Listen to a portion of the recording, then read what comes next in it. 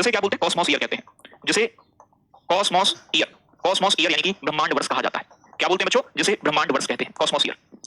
चलो भाई बहुत बढ़िया। अब अगर मैं बात करूं प्यारे बच्चों, यहाँ आपसे जो आपको काम की बात देखनी है, कह रहे हैं सबसे बड़ा स्टार कौन सा है। बेटा यूनिवर्स के बारे में पूछ रहे हो, तो मेरे दोस्त यूनिवर्स के बारे में हमें 1% बात भी नहीं पता है। मैं कोई सारी गैलेक्सीज में थोड़ी गया हूं कि कौन सी वाली में बड़ा स्टार है, कौन सी में छोटा है, जितना वैज्ञानिकों ने बता दिया है उतना मैं आपको बता देता हूं, ठीक है। तो ब्रह्मांड के बारे में हमें कोई विशिष्ट जानकारी नहीं है कि आप मुझसे हर गैलेक्सी के, सौर गैलेक्सी के हर तारे के बारे में पूछोगे, मैं बता दूंगा भैया किसी को नहीं है। तो जितनी बातें पता है, जितनी बातें हुई हैं वो मैं आप तक पहुंचाता हूं। हाँ 25 करोड़ साल में ऐसा हुआ प्यारे बच्चों, ठीक है। अब अगर मैं बात करूं प्यारे बच्चों, हमारी नियरेस्ट गैलेक्सी कौन सी है, पड़ोसी आकाशगंगा।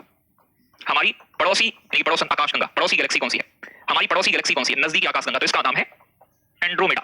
एंड्रोमेडा जिसे देवयानी कहा जाता है, क्या बोलते हैं बच्चों, देवयानी। एंड्रोमेडा हमारी पड़ोसन है, देवयानी। एंड्रोमेडा हमसे कितनी दूर है प्यारे बच्चों, ये हमसे 2.2 मिलियन लाइट ईयर दूर है, ठीक है ना। तो भैया लाइट ईयर यानी कि प्रकाश वर्ष, आप जानते हैं कि प्रकाश के द्वारा एक वर्ष में तय की गई दूरी को लाइट ईयर कहा जाता है।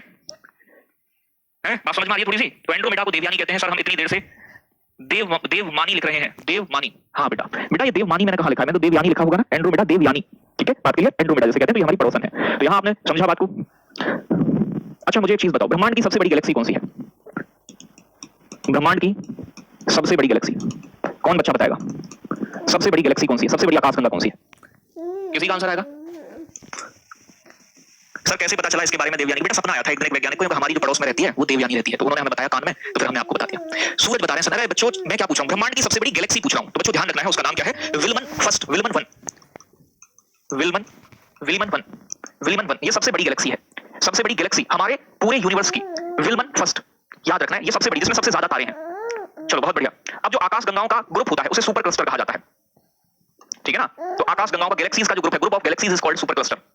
आकाशगंगाओं के समूह को, आकाशगंगाओं के समूह को क्या बोलते हैं बेटा, सुपर क्लस्टर कहा जाता है, सुपर क्लस्टर, ठीक है ना। एक बड़ा फेमस सुपर क्लस्टर है सरस्वती सुपर क्लस्टर, नाम सुना है कभी, सरस्वती सुपर क्लस्टर, ठीक है ना। अगर पेपर में पूछा जाए कि हमारी जो गैलेक्सी है मिल्की वे, हमारी गैलेक्सी मिल्की वे किस सुपर क्लस्टर का पार्ट है, तो आपका आंसर क्या आना चाहिए, सरस्वती सुपर क्लस्टर। बात क्लियर हो रहा है, नहीं सुना है तो बेटा सुन लो। तो आकाशगंगाओं के ग्रुप को सुपर क्लस्टर कहते हैं, और जो हमारी गैलेक्सी जिस सुपर क्लस्टर में स्थित है उसका नाम है सरस्वती सुपर क्लस्टर। सरस्वती सुना है, लेकिन सरस्वती सुपर क्लस्टर नहीं सुना है, तो कोई दिक्कत नहीं है, सुन लेना चाहिए कभी कभी। अब देखो यहां बात समझो, पहले ना बड़ी दिक्कत थी बेटा। दिक्कत क्या थी, दिक्कत ये थी कि यूनान के एक विद्वान थे, यूनान जानते हैं ना, इजिप्ट, मिस्र को ही, मिस्र के, जिनका नाम था क्या था, 140 ईस्वी में इन्होंने एक थ्योरी दी थी, थ्योरी का जानते हैं, एक सिद्धांत दिया था, जिसे बोलते हैं प्यारे बच्चों geocentric theory, geocentric theory, geocentric theory.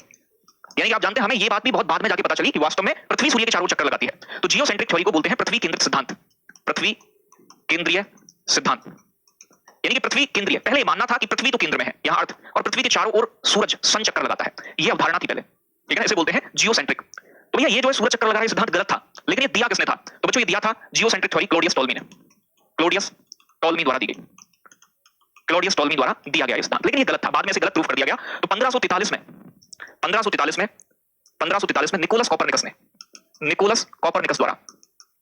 Nicholas Copernicus द्वारा हीलियोसेंट्रिक थ्योरी दी गई, हीलियोसेंट्रिक थ्योरी दी गई।